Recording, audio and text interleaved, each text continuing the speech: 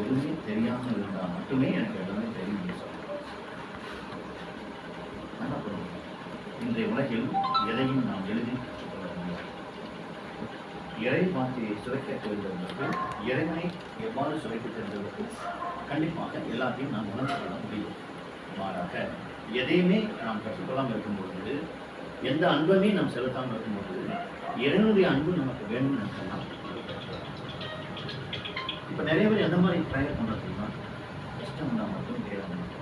கஷ்டம் எக்ஸாம் வந்துருச்சு, நான் படிக்கலாம், நான் மெமரியில் இருக்கணும் அப்படின்னா இது இறைவன் கேட்கலாம்.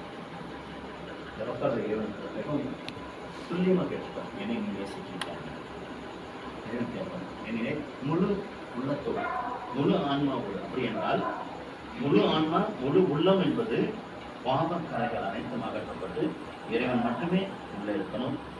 அந்த மாதிரி நேசித்தால் மட்டுமே இறைவனிடம் நாம் பல விதமான ஆசீர்வாதங்களை நாம் பெற முடியும்.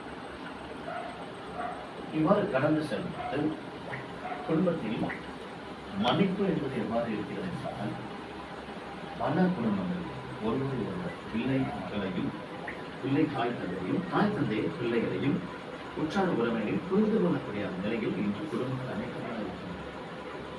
இறைவன் கோருகிறார், நீங்கள் மனம் திரும்பி நற்செய்தியை நம்புகள் என்றால் என்ன அர்த்தம்? நான் ஆசிரியர் நம்புகிறேன், நற்செய்தி நம்புறேன் அர்த்தமா? உன் மனம் மாற்றம் மனதில் இருக்காது. நான் இப்போ கோவப்படுறதுனால அதோட பாதிப்பு யாருக்கு நினைக்கிறீங்க? எனக்கு மட்டும்தான். என்னை எதிர்த்திருப்பவர் நான் சொல்கின்ற கடினமான வார்த்தைகள் அனைத்தும் அவர் உள்ளத்தை பாதிக்கும். ஆனால் கோபம் என்பது உன் உயிரையே பாதிக்கும்.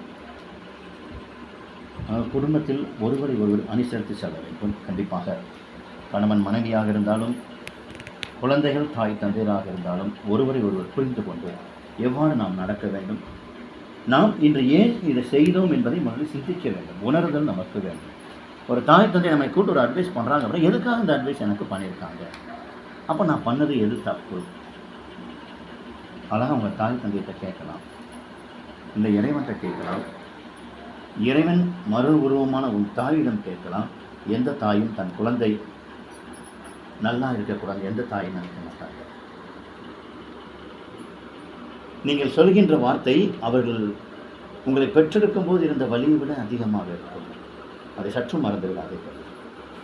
நீங்கள் பேசுகின்ற ஒவ்வொரு கடினமான வார்த்தைகளும் உன் தாய் தந்தையருக்கு அவர்கள் கையில் ஏந்தும் போது வருகின்ற அந்த வலியை விட மிகவும் கடினமாக இருக்கும்.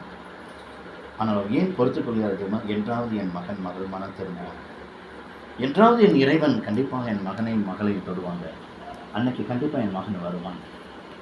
ஊதாரி மனிதன் கதை.